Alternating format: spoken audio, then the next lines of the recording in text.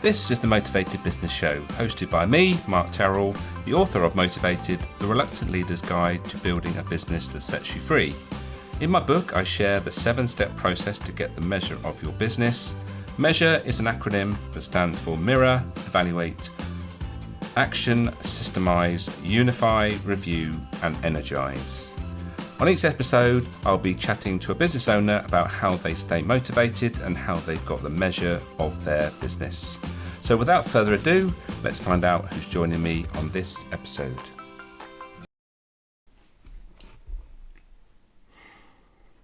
Hello and welcome to this episode of the Motivated Business Show with me, Mark Terrell. And today's guest I met a few weeks ago. I was talking at an event, an expo, and Trevor had a stand. And I sat down and I recorded part of his podcast for him. And so it seemed the natural thing for him to join me on my podcast. So here we are. This is the day that we've got in the diary. And we are going to be talking about the P's. And no, my guest is not Bob Holdness. He is not that person that hosted Blockbusters. But we're going to be talking about a lot of P's today. So two being presenting and podcasting.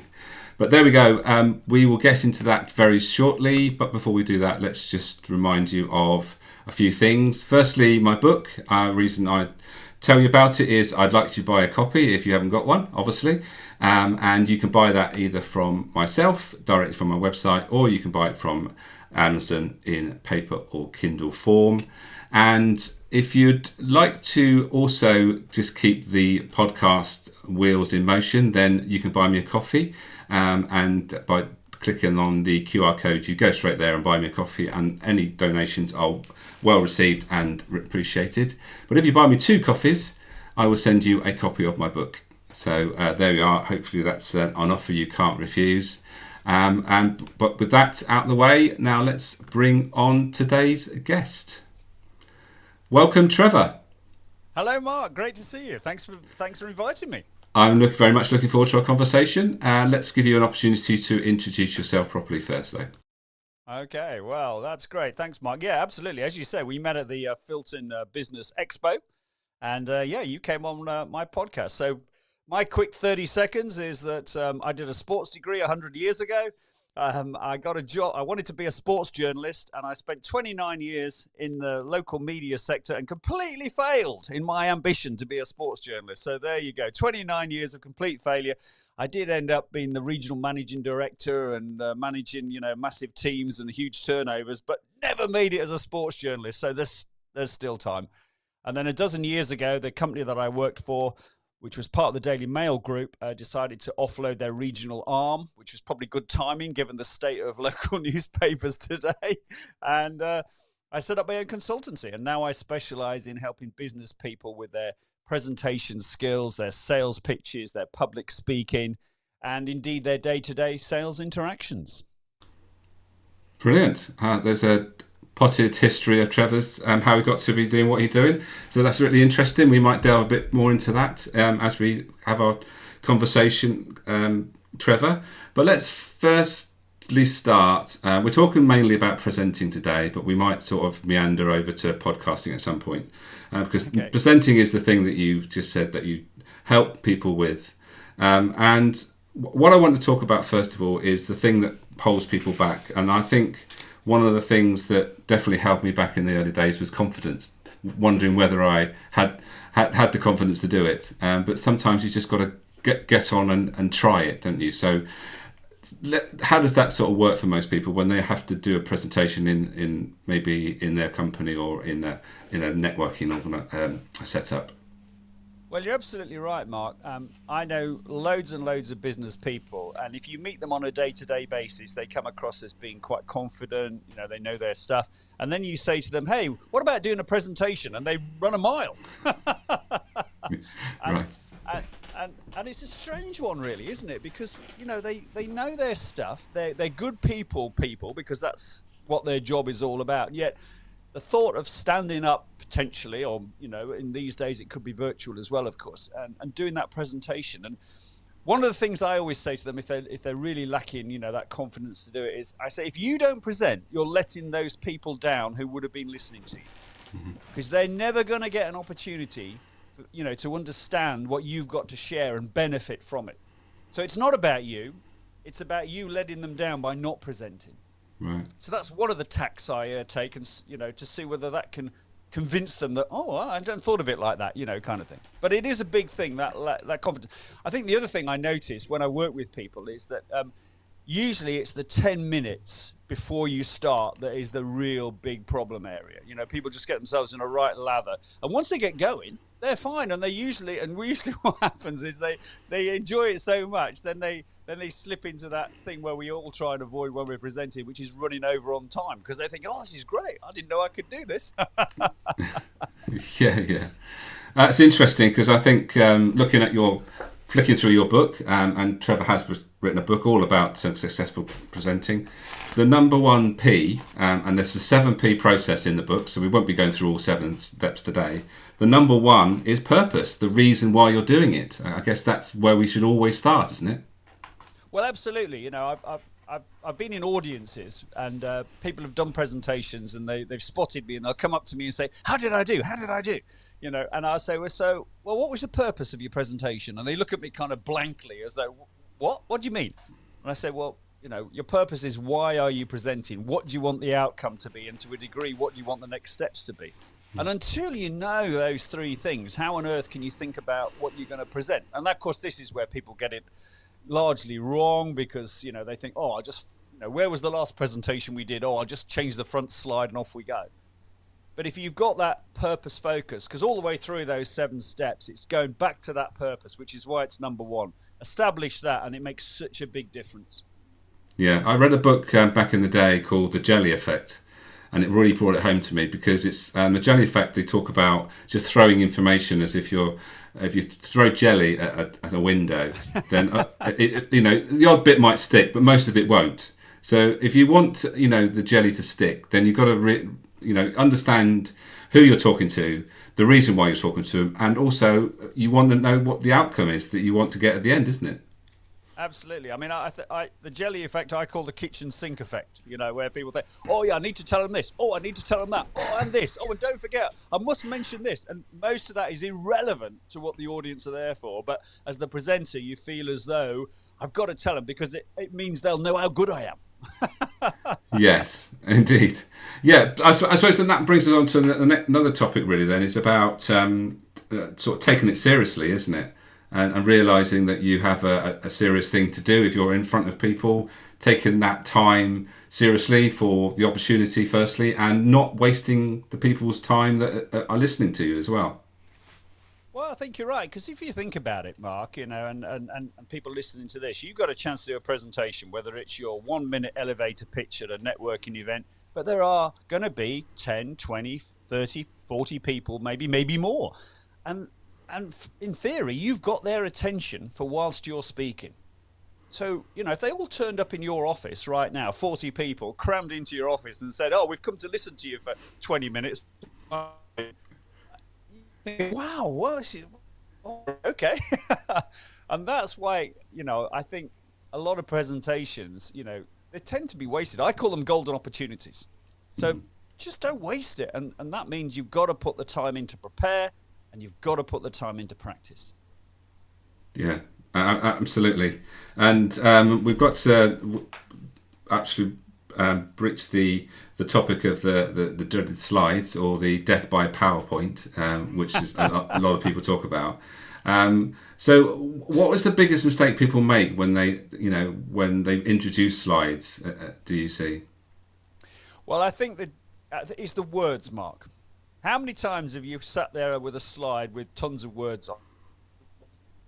And listen, if you put a slide up with lots of words on, you think about the audience. So what are you doing? What's happening then? Are you saying to the audience, you need to read all these words? That's why I put them there. Otherwise, why put them there? Yeah. And then, of course, there's the danger as the presenter, you start reading them. So the audience are thinking, do I read them? Do I listen to you reading them? They don't, it's all over the place. And we fall into that trap so many times. I am on a mission to rid the world of PowerPoint slides, if you're delivering it live. Now, if you're sending someone a presentation for them to go through, that's a kind of different kettle of fish. But when I work with people, when I do webinars or training programs or whatever it is, I have this little quiz, and they usually end up winning. I usually offer a copy of the book that you kindly mentioned earlier, and I say, how many slides have I used so far? And I did this when I spoke at the Bournemouth version of the conference that we met at, and people going, 17, 22. Well, somebody said 9, I think. Okay. Someone was bold and said 31, and the answer was something like 78. Wow.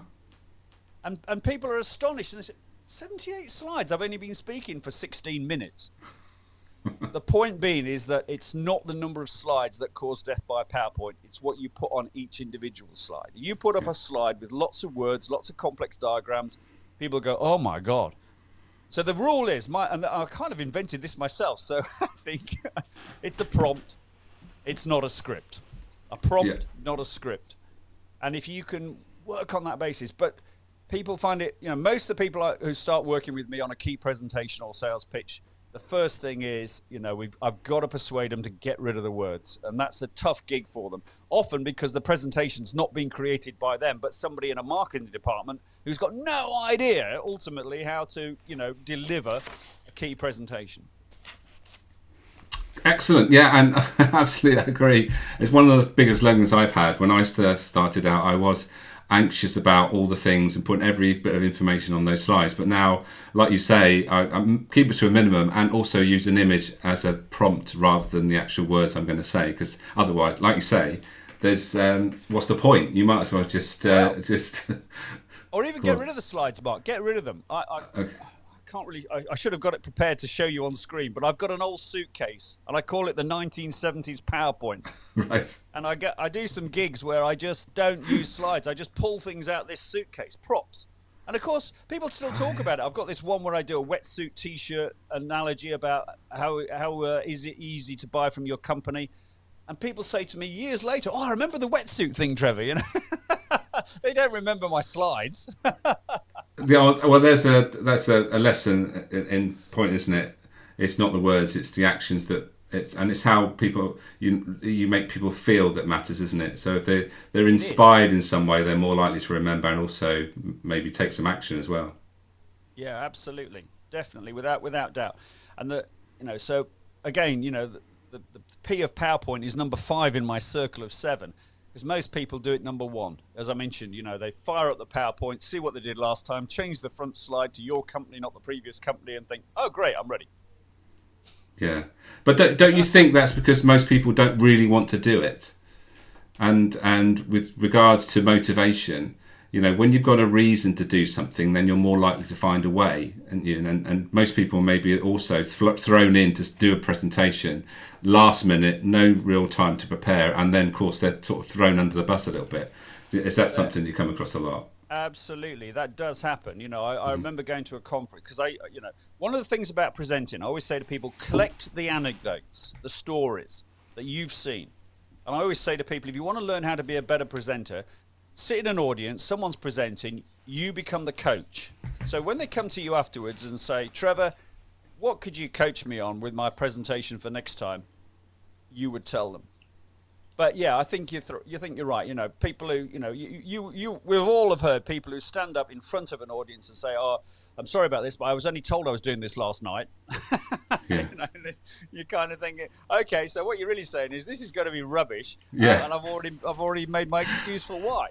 Yeah, because the first thing you're going to do is say, why are you telling me this? Oh, I know why, because it's not going to be very good. So just to prepare. Yeah, exactly.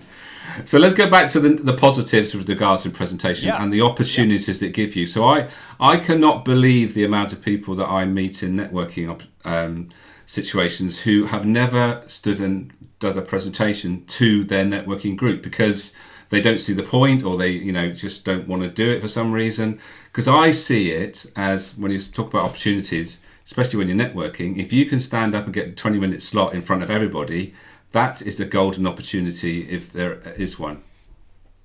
It's a brilliant way to start because, presenting in front of your colleagues can be a bit daunting. Mm-hmm.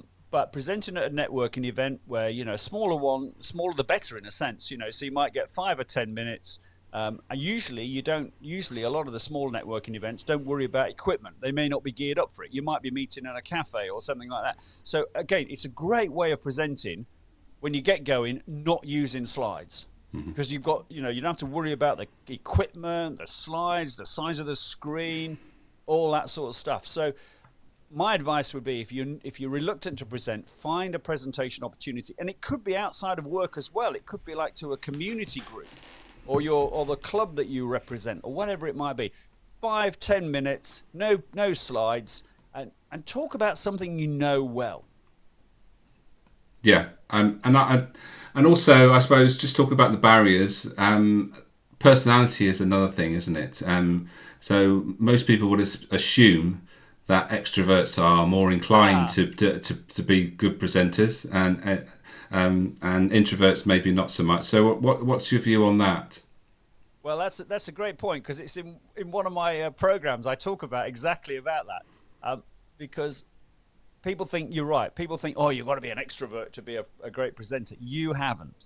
When I first started presenting, I was not an extrovert. People might think I'm a little bit now. The problem, Mark, with extroverts when they present is they're usually overconfident. So they do a lack of preparation. They do a lack of practice. They usually massively run over on time because they're just so full of themselves. Yeah. Whereas an introvert tends to be more precise. They tend to take practice seriously. They get the timing right. They do the preparation. And I just say to people, you're not trying to win an Oscar. If you've got a 20-minute presentation, you've got to be your authentic self, but just be the best of you for that 20 minutes. And remember, show some passion for your subject, because you know it really well. Presumably you like your subject. So just do those things and you'll come across really well. You don't want to be, oh, hey, look at me, hey, this is going to be great, and as extroverts can sometimes, create that perception. Yeah. So introverts have a power it's a different power to the extroverts, but they can do it just as well. That's basically what you're saying, yeah? I think sometimes they can do a lot better, frankly. Right. There we A go. lot better. Yeah. Good stuff. So I think it's an interesting one because, as you say, extroverts are more willing, but that doesn't mean they're going to do it better, does it? Whereas I suppose if an introvert is a little bit less willing to do the actual presenting for the sake of it, then they might actually do more preparation and realise it's not about me, it's about the audience. And that's always the thing, isn't it? Remembering what the audience wants and making sure that they get some value from this, and it's not just me just throwing, as I said at the beginning, jelly at me. Absolutely. I mean, one of the biggest challenges in my world as a presentation coach are CEOs who've been around the business scene for a long time. They've been presenting, talking to people, for a long time, and they just think they're great. And usually they're not.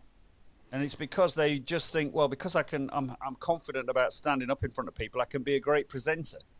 So they never actually consider that there is a skill to presenting. They just think, because I'm comfortable standing up in front of people, because I've been doing it my whole career, I must be a great presenter. And they're not.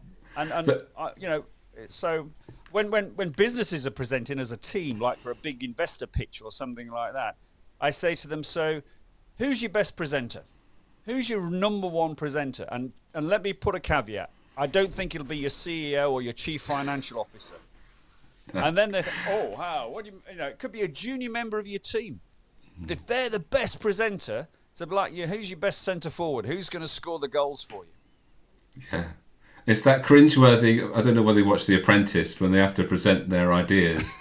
and you just know it's going to be cringeworthy because most of them wouldn't have prepared and they don't know their audience and actually the things to say. But going back to the CEO or the head of the company not being the best person, I think one of the reasons might be because that person never probably gets the feedback they need to actually improve. That no one's is brave enough to tell them, isn't it? Well, I was involved in a conference just before COVID, and I was there to do some, presentation network just after lunch. And in the morning, there were 3 or 4 people from the organisation. It was an association of people doing presentations. And the host, every time someone stood up, the host said, "Oh, that was brilliant, Elizabeth. That was brilliant, Frank," and all that. And I'm thinking, oh my God, and the audience are now being told that all these presentations are brilliant. And I didn't think I think they were good, but they weren't brilliant. And I think that's the same thing. You know, you get your CEO doing a presentation, everyone's going to say, "Oh, that was brilliant, Mark. That was brilliant." You know. So I wrote this thing called "Never Ever Tell Me My Presentation Was Brilliant." What would you tell them to do otherwise? What's the opposite? I think however experienced you are, however many presentations you've done, you'll always pick up something. Somebody came on my podcast, and I can't remember who it was, and said, every time you do a sales pitch, a presentation, a sales interaction, just step back and say, right, if you could do that again, now you know what's happened, what would you do differently? Yeah. So what could you do better next time? And you can always do. It doesn't matter how long you've been doing this stuff. There's always something that could be better next time. Yeah. So I've started to introduce more questions into my presenting. Okay. So is that something that you teach? Is it something that it's a good thing to do? It seemed to work for me. I think it depends on the presentation. I mean, if you've got 10 minutes and you start bringing in questions early on, then there's a chance, 2 minutes in, that somebody could ask a question. So you've got to be careful how you bring them in. But definitely, audience interaction is a big thing, particularly if you're presenting virtually. You've got to keep them involved, either through polls or live questions or whatever it is. One of my top tips for a Q&A, by the way, because a lot of presentations and pitches have Q&As, is don't wait to the very end to do your Q&A. A lot of people say, right, thanks very much. Now, any questions? And then it can fall really flat because there might not be any questions, or there might be some terrible ones. So 2 tips. Number 1, have a couple of questions up your sleeve, like you obviously have, so you can ask the audience. And the second thing is, do the Q&A just before your final summary. So then when the Q&A is finished, say, right, I'm just now going to sum up what I've said, so you can re-energize the audience if it's lost its energy during the Q&A, which often happens. But questions are a good thing. You've got to get the timing and the occasion right then. Yeah, absolutely. Yeah. 10-minute ones don't work, like you say. Right. You meant another P word, which I sort of at the beginning of the podcast mentioned that we might go down that rabbit hole, but podcasting. We're on a podcast now. And you told me, actually, just before we went live, is that my previous guest, the previous episode, was with Chris M.E.A.S.U.R.E, and he was pivotal in you getting into podcasting. Do you want to tell that story? Well, I latched onto podcasting. I've been working on my own for 12 years, so I think I remember listening to podcasts before that. Anyway, I got into Chris M.E.A.S.U.R.E and Marcus Sheridan and Robert Polizzi and Robert Rose, Joe Polizzi and Robert Rose, and all those sort of guys. And I was, doing a bit of marketing stuff at the time. And I remember listening to an episode of Chris, and he had this guy on called Pete Matthew, and Pete said he was from Penzance in Cornwall, which is where I'm based. And Pete's a financial wealth, man, a personal finance guy. And so I contacted Pete, and I said, I've been thinking about doing a podcast. I heard you on the Chris M.E.A.S.U.R.E show, and I've looked up your podcast, and he's been doing it for a while. And Pete was brilliant. He met me face to face, gave me an hour and a half of his time, told me absolutely everything I needed to do to be a podcaster. And then, a bit like being a confident presenter, it took me almost a year to build up the confidence to actually do it and press the go button and follow his advice. And so I am grateful, not only for the coincidence with Chris, but then what led to Pete and Pete's time. And I still see Pete on a fairly regular basis, and he's kind of been my podcast mentor. So yeah, been great. He's been great. Brilliant. So my next question is, why podcasting? Why do you do it? And what's the benefits? Well, it's an interesting one, isn't it, Mark? I mean, you're clearly in this sector as well. I think what happened was I got started, and then I remember after 7 or 8 episodes, it was called Attracting and Retaining Customers, my first podcast. And I've had 3 different titles. It's now Better Presentations, More Sales. And Pete said to me, if you're going to be serious about this, you've got to be out on a regular basis. And it just kind of took off. And I've done over 300 episodes of that now. I've got a running podcast, which I started the running podcast to help me run that. Might see the classic quarter shirt behind me. I did that as a 60th birthday thing, 44, 5 miles as an ultra marathon, which I'd never been anywhere near like that before. So I launched the podcast, and I've got an unnecessarily elevated position in the running community because of my running podcast, which is, 100 40 odd episodes, and now I've started a cricket one as well. So I just love it really, and I love the medium, and I suppose it's the frustrated radio TV guy in my system that's coming out. Right. Yeah. No, I resonate with what you said there. But the reason I do it is, well, I don't particularly enjoy writing. So, and if you're thinking about marketing, then you've got to do some marketing for your business. Otherwise, your business is never going to get known. So, choose something that you enjoy doing. Like you enjoy it, I enjoy it. Because the reason I enjoy it is because, firstly, I went on a podcast years ago, and then I ended up getting a client, and not in the UK, but in Australia, because I was on a podcast. I thought, well, this is interesting, and then I thought, well, I'll start my own, and then I actually realised that podcasting, it motivates me because it actually fulfills my top 3 motivators. So when you do that, then you're going to carry on doing something. But if the opposite's true, then you'll probably find a way not to do it again. So that's the key with motivation, is understanding what drives your behaviour, and actually what you get from it, and what you're actually looking to be fulfilled. Well, because as I mentioned in the preamble, a lot of my guests, for some reason, seem to come from the States. I get all these high-flying, people, and I think, God blimey, I'm going to get 20, 25 minutes of free coaching here. So if nobody listens, I don't care. I'm going to learn a lot. Absolutely, yeah. It's definitely a learning experience. For every person that comes on this podcast, I definitely learn something. So, and that's one of my top motivators. So there we go. Trevor, I'm conscious of the time, and sadly, we're getting towards the end of the podcast. But I'm going to give you a couple of minutes just to sit back and just listen to a few things that I'm going to share. So this is the part in the show where I introduce the 7-step process, and it's relevant for pretty much any business that you're running. And it tends to start here, which is the mirror, understanding yourself, putting up the mirror, understanding what drives you, your personality, and all those sort of things. And it's very relevant to what we've been talking about here, because if you understand yourself, you realise actually what's holding you back, maybe to do those presentations, or even just maybe doing a speaking gig of some description, and you can overcome those things just by understanding yourself a bit better. It'll definitely help me. And then before we went live, you said about it being relevant with the energizing people, understanding that you've got to get a message across to other people, and energizing is about letting other people make decisions, and so a presentation is a great way to do that. And so what I wanted to do particularly here is, when we're talking about presentations, we're really talking about communications.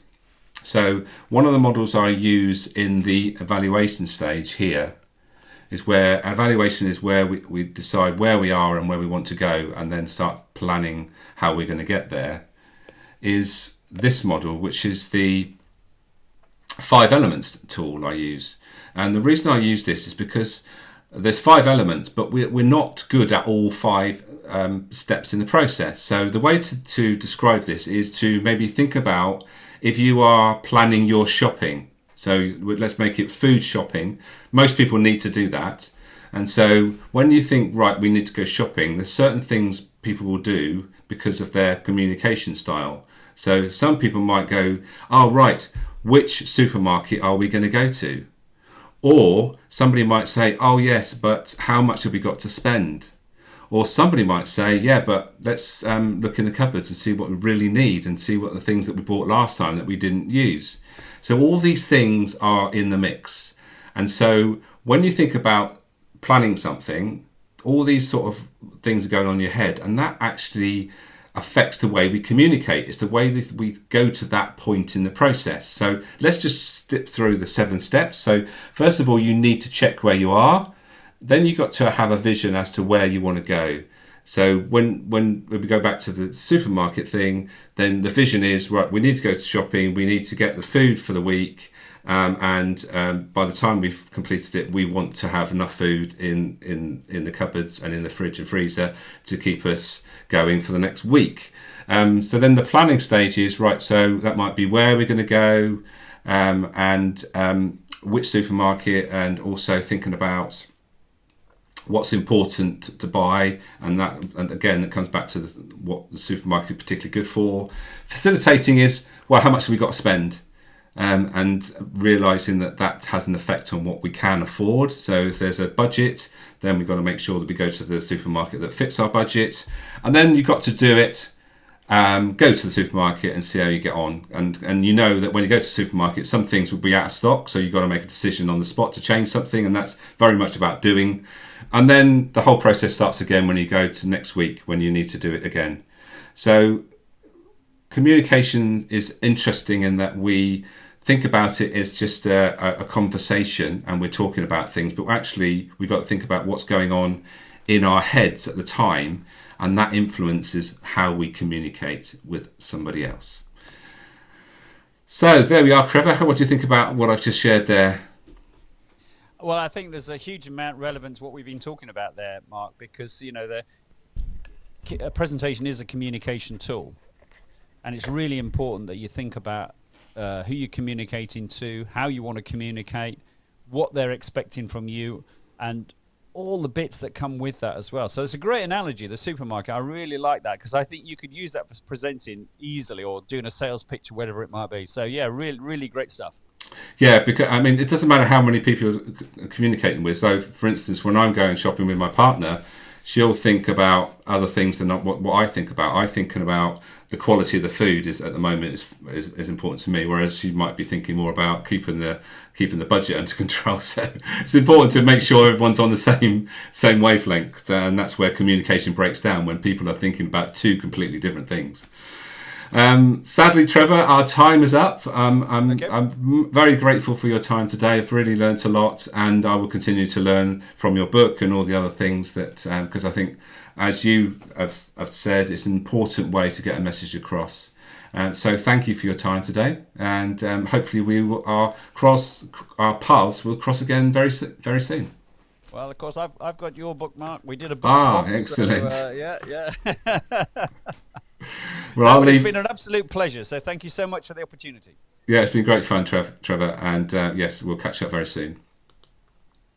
So there's Trevor, who will help you with your presentations and even maybe podcasting. If you're interested in podcasting, then reach out to Trevor, because he's got lots of experience and might be able to point you in the direction, just like Pete Matthews did when he was thinking about doing a podcast. So just before we go then, just to mention the book again, the 7-step process I've just shared, that's in there, and also the 5 elements communication tool as well, mention that in there. So you can buy that book from Amazon or from myself. And if you'd like to contribute to the podcast, then buy me a coffee. And as I said at the beginning, if you buy me 2 coffees, I will send you a copy of my book as a thank you. So there we are. That's another episode completed. Until the next time we meet up, or the next episode of the show, I should say, have a great day. Take care of yourself, and I'll see you very soon.